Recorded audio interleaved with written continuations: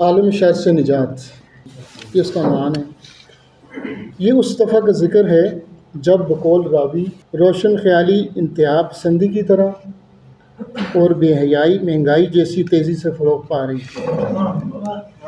میں خواب تھا اور میری ترقی کے وہ سپنے جو زیست کی بیہودہ کشاکش سے کبھی ہوئے نہیں معدوم، بیگم صاحبہ کی بلند آوازاری سے نہ صرف ٹوٹ کر بکھر گئے بلکہ میں خود بھی پلنگ کی بلندیوں سے گر کر زمین کی پستیوں میں جا پہنچا۔ تاہم تیزی سے اٹھا اور کوئی بھی حرف شکایت لب پر لائے بغیر باورچی خانے چلا گیا۔ چولہا جلایا، ایک برتن میں دودھ پانی ایک کر کے چولہے پہ رکھا، تاہم کوئی ایسا خیال کا جھونکا آیا کہ چولہا بجھ گیا۔ ساری امیدیں ٹوٹ گئیں، دل بیٹھ گیا، جی چھوٹ گیا۔ الماری کھول کر اس سے خالی مرتبان نکالا اور اسے گھورنے لگا، مگر بیگم صاحبہ نے دوبارہ آوازاری کی تو میں تڑپ کر باورچی خانے سے نکلا، کمرے میں داخل ہوا، مصلی بچھایا، اس پر کپڑے استری کیے، پہنے اور باہر نکل گیا۔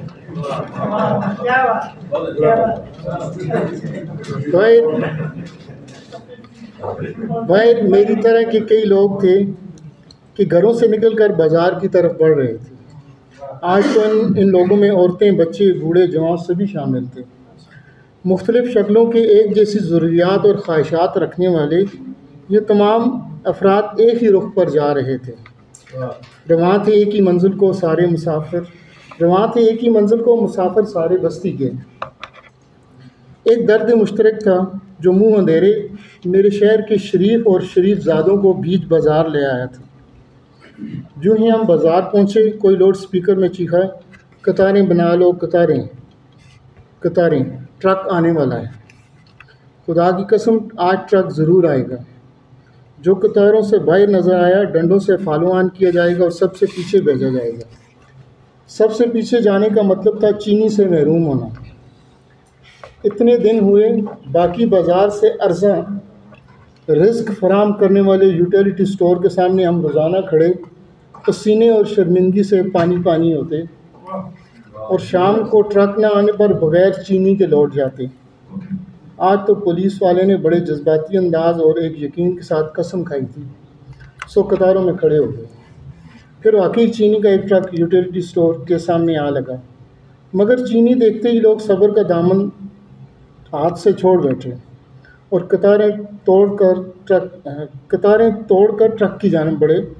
یہ دیکھ کر پولیس والے بھی چیخے مگر اپنی جگہ سے نہ ہلے، صرف وہیں کھڑے رہ کر اپنا فرض زبانی نبھاتے رہے۔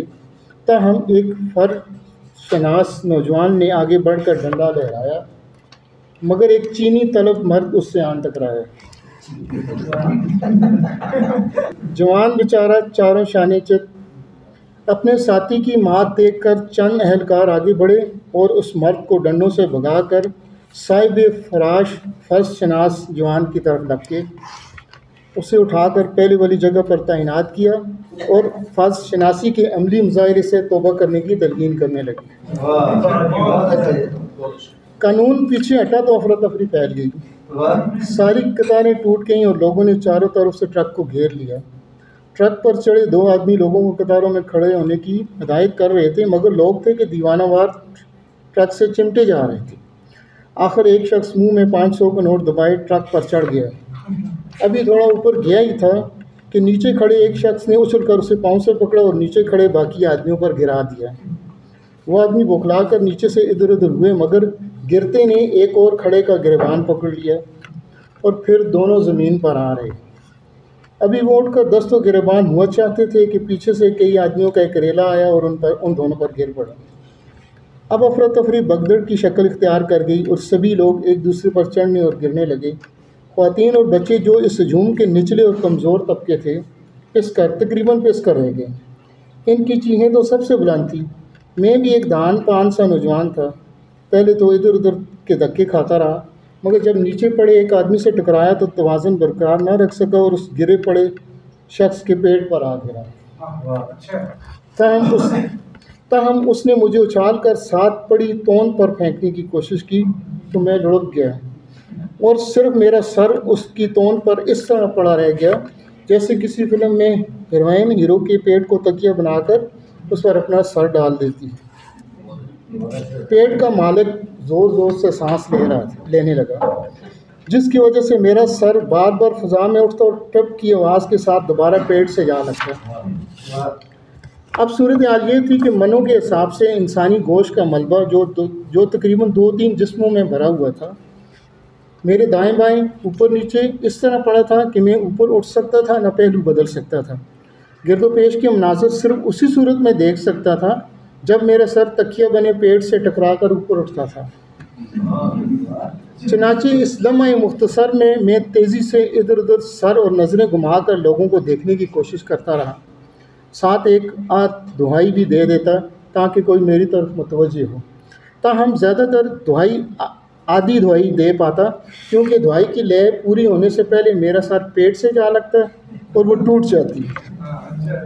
کئی دفعہ ایسا بھی ہوا کہ میں نے سر کے اوپرتے ہی کسی کو پکارا، مگر اس کے مڑ کر دیکھنے سے پہلے میرا سر دوبارہ نیچے گٹھیوں میں غروب ہو گیا، اور وہ شخص میری آواز کو اپنا وہم سمجھ کر سر جھٹکتے ہوئے ٹرک کی طرف دیکھنے لگا ہی تھا کہ میں نے ابھر کر اسے پھر پکارا اور غروب ہو گیا۔ شکریہ۔ تھوڑی دیر کی آنکھ مچولی کے بعد ایک شخص کی توجہ حاصل کرنے میں کامیاب ہو گیا، تاہم وہ وہیں کھڑے کھڑے بولا، بھائی جان ناراض نہ ہونا، آج کل چینی ملتی ہی نہیں، خدا کا شکر ہے تم 10-12 آدمی نیچے گرے وہ تو میری باری آئی ہے، میں یہ موقع گنوا نہیں سکتا۔ یہ کہہ کر اس موقع پرست نے سامنے گرے ایک پیٹ پر پاؤں رکھا اور ٹرک سے گرتے ہوئے 5 کلو کے پیکٹ کو کیچ کر کے دھڑام سے سر کے بل نیچے جا گرا۔ میں نے مایوسی کے عالم میں آنکھیں بند کر لی۔ مصیبت تو یہ تھی کہ میرے ارد گرد اور اوپر نیچے تقریباً تمام جسم آہستہ آہستہ ساکت ہو رہے تھے۔ یا تو یہ افراد دنیا سے رخصت ہو چکے تھے، روحیں آسمان کی طرف بھیج کر مجھے تنگ کرنے کے لیے اوپر لیٹے ہوئے تھے، یا پھر بے ہوش ہو چکے تھے۔ بہرحال جو بھی صورت تھی، میں نیچے بے بس پڑا تھا۔ اب تو میرے سر کے نیچے پیٹ بھی ساکت ہو گیا تھا۔ بے بسی کا احساس ہوتے ہی دل سے ایک ٹیس اٹھی اور میں چیخا، اے جن و انس، ارض و سما، آدم و الہ، تم میں سے ہے کوئی جو میرا ماجرا سنے؟ آخر اس غدغرض بگدڑ زدہ دیار نے میری چیخ سن لی تھی۔ میں آسمان کی طرف ٹکٹکی باندھے تک رہا تھا کہ ایک شناسا چہرہ میرے اور آسمان کے درمیان آ گیا۔ یہ چہرہ میرے جان پہچان والے شاعر کا تھا، جس کی آنکھیں مجھے حیرت سے دیکھ رہی تھیں۔ میں کھل اٹھا اور ان سے پوچھا، کیا آپ بھی چینی لینے آئے ہیں؟ آپ کو تو شوگر ہے۔ نہیں بھائی، ہم تو اپنی نگاہ عبرت سے لوگوں کے گرنے، سنبھلنے، ایک دوسرے کو رون کر نکلنے اور اوپر اٹھنے کے عمل کو دیکھ رہے ہیں۔ تماشا چھوڑیں، مجھے نکالیں یہاں سے، میں نے التجا کی۔ میری بات سن کر کچھ دیر تک مخمصے میں پڑے میرے اوپر گوشت کے پساڑے کو دیکھتے رہے، پھر ایک پیٹ میں انگلی چبوتے ہوئے بولے، بھائی یہ کیا ہے؟ میں نے درد کی شدت سے کلبلاتے ہوئے کہا، کمال کرتے ہیں آپ بھی، یہ انسانی گوشت پر مشتمل دوسروں کا ملبہ ہے جو مجھ پر آن گرا ہے۔ میں خود بھی کسی دوسرے کے ملبے پہ لیٹا ہوں، اپنے ملبے پہ کون سوتا ہے؟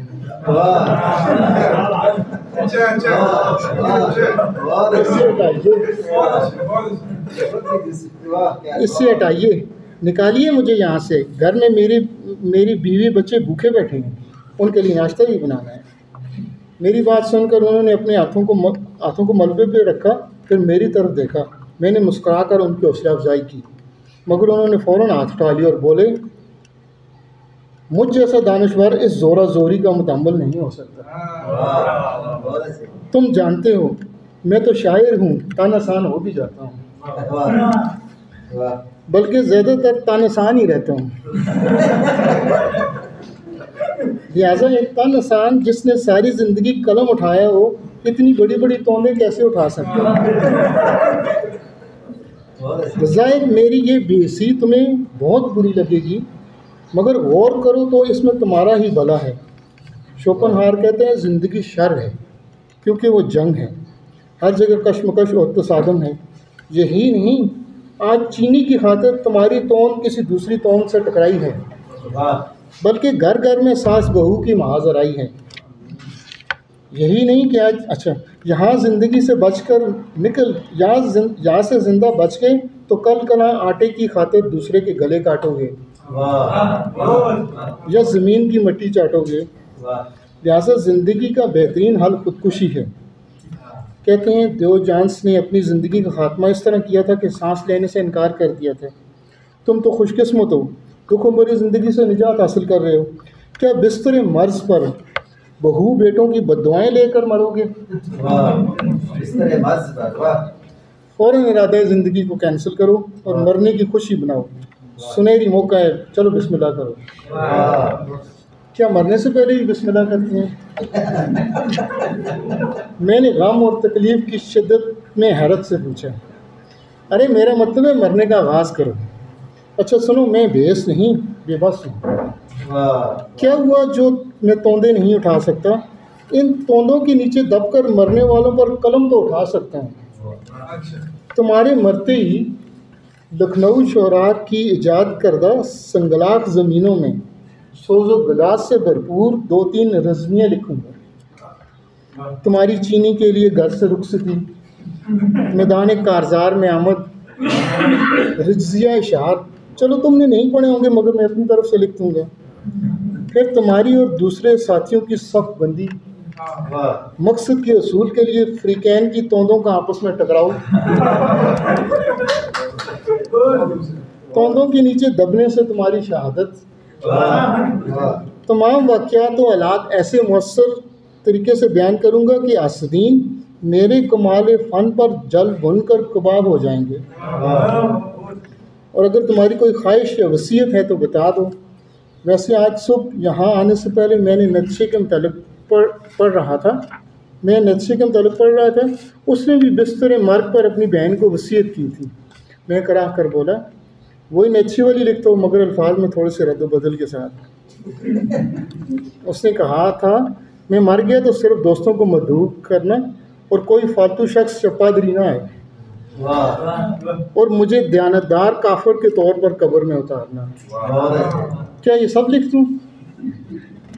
وہ تو ایک دیانتدار کافر تھا، مگر اے بے ایمان مسلمان، بتاؤ تمہارا جنازہ کس فرقے کے مطابق پڑھایا جائے؟ یہ بھی لکھوانا ہے، کیونکہ تمہیں کبھی مروج فرقوں کی کسی مسجد میں بھی آتا جاتا نہیں دیکھا۔ یہ خدشہ بھی ہے کہ تمام فرقے کہیں تمہیں اپنا بندہ ڈکلیئر کرنے میں ہچکچاہٹ کا مظاہرہ نہ کر دیں۔ ہم تمہاری لاش اٹھائے کہاں پھریں گے؟ میں کیا بولوں، جو لکھنا ہے لکھو، البتہ یہ ضرور لکھنا کہ میرے مرنے پر میرے رشتہ داروں میں سے ہر گھر سے صرف ایک آدمی آئے اور واپس اپنے گھر جا کر کھانا کھائے۔ میں اس سے زیادہ کچھ نہ کہہ سکا کیونکہ میری سانس رکنے لگی تھی۔ میرے دوست نے میری آنکھوں پر ہاتھ رکھا اور انہیں بند کر کے چلا گیا۔ انا للہ بھی نہ پڑھا، حالانکہ ہر فرقے کے لوگ اپنے بندے کے مرنے پر انا للہ پڑھتے ہی ہوں گے۔ وصیت میں لکھوا چکا تھا، چنانچہ اب ارادہ زندگی کو کینسل کر کے موت کا انتظار کرنے لگا۔ اس سے پہلے مجھے مکتی حاصل ہوتی، اچانک مجھے احساس ہوا کہ میرے سر پر کوئی کھڑا ہے، یقیناً عزرائیل ہوں گے۔ انہیں خوش آمدید کہنے کے لیے آنکھیں کھولی تو دیکھا ایک سوٹڈ بوٹڈ شخص ہاتھ میں مائک پکڑے مجھ پر جھکا ہوا ہے۔ میری آنکھیں کھولنے پر بوکھلا کر پیچھے ہٹا، پھر ہاتھ کے اشارے سے کسی کو بلانے لگا۔ چند لمحوں بعد ایک شخص ہاتھ میں پکڑے کیمرے کو مجھ پر فوکس کر رہا تھا۔ مائک والا شخص بولا، ٹھہرو بھائی، یہ ابھی زندہ ہے، کیمرہ میری طرف کرو۔ ہاں تو ناظرین، جیسا کہ میں نے پہلے بتایا کہ انرجی ٹی وی نے سب سے پہلے بگدڑ میں مرنے والوں کو لائیو دکھایا، اور ہم ابھی ایک اور مرنے والے کے آخری لمحات شیئر کرنے جا رہے ہیں۔ تو میں نے مایوس ہو کر آنکھیں بند کر لیں تو اینکر پرسن کی مسرت بھری آواز سنائی دی، جی ناظرین، مرنے والوں کی تعداد 155 ہو گئی ہے۔ میں مرا نہیں، کم بخت زندہ ..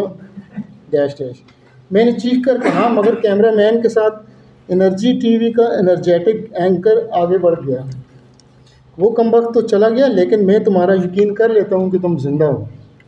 میں نے آنکھیں کھول کر دیکھا، وہی فرض شناس پولیس والا تھا۔ فرض شناسی اس کا دائمی مرض تھا، چنانچہ مرض کے ہاتھوں اس مجبور نے انسانی ملبے کو دھکیلنا شروع کر دیا، مگر یہ کوئی آسان کام نہ تھا۔ مجھ تک پہنچنے کے لیے اگرچہ وہ کئی لاشوں سے گزر کر آیا ہوگا، مگر مجھے نکالنے کے لیے بھی کئی لاشوں کو ہٹانا باقی تھا۔ وہ جس ملبے کو دھکیل رہا تھا اس کی ٹانگوں پر کسی اور کا ملبہ پڑا تھا، اور اس کسی کے ملبے کے دونوں طرف کئی بازو اور ٹانگیں آپس میں الجھے ہوئے تھے۔ غرض مجھے نکالنا ایک پہیلی بن گیا تھا، راستہ تلاش کیجیے ٹائپ کا کھیل بن گیا تھا، جس کے لیے کافی سوچ بچار اور ذہانت کی ضرورت ہوتی ہے۔ یہ دونوں چیزیں پولیس والا کہاں سے لاتا ہے؟ پھر وقت بھی کتنا تھا۔ چنانچہ کچھ دیر تک زور لگانے کے بعد ایک طرف کھڑا ہو کر ہانپنے لگا۔ میں نے بے بسی کے ساتھ اس کی طرف دیکھا۔ میری آنکھ سے آنسو کا ایک قطرہ نکل پڑا۔ زندگی کی ایک رمق نظر آئی تھی، مگر وہ بھی موہوم ہونے لگی تھی۔ آنسو دیکھ کر وہ دوبارہ قریب آیا اور بولا، کیا کروں دوست، تمہارے ارد گرد اوپر نیچے بے حس افراد کو کیسے ہٹاؤں؟ چلو ایسا کرتا ہوں، میں ہی تمہیں ان مردوں سے کھینچ کر نکالتا ہوں۔ ویسے کرین منگوانے کے احکامات جاری ہو گئے ہیں، مگر کل تک شاید تم زندہ نہ رہ سکو۔ یہ کہہ کر اس نے مجھے گردن سے پکڑ کر اپنی طرف کھینچنا شروع کر دیا۔ جو ہی میری گردن پر قانون والے کی گرفت مضبوط ہوئی، میری آنکھیں باہر ابل پڑی۔ میں نے چیخ کر کہنا چاہا، یہ کیا کر رہے ہو؟ مگر گردن جکڑے جانے کی وجہ سے میرے حلق سے صرف ہوں گاں کی آواز ہی نکل سکی۔ ادھر اس نے میری ہوں گاں کو غالباً روح آئے تحسین و آفرین سمجھا، اور پرجوش انداز سے جو ایک جھٹکے سے میری گردن کو کھینچا تو درد کی ایک شدید لہر میرے وجود میں اٹھی اور میری آنکھوں کے سامنے اندھیرا چھا گیا۔ شاید میں عالم اشارت سے نجات پا چکا تھا۔